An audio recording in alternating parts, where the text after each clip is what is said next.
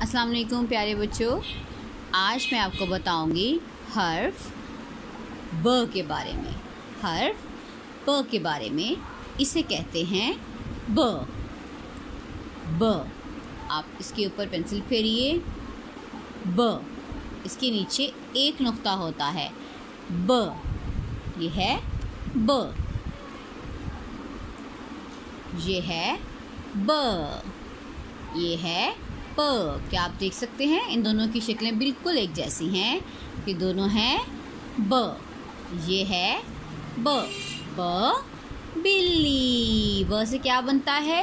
बिल्ली। ब बिल्ली।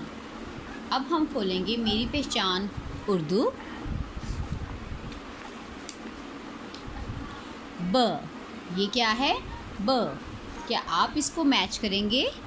जी, ये दोनों हैं ब। ब बंदर। ब बंदर। ये लफ्ज़ बे होता है लेकिन इसकी आवाज़ है ब। ब बंदर। ब बस्ता। ब बस्ता। ब बस। ब बस। ब बंदर। ब बस्ता।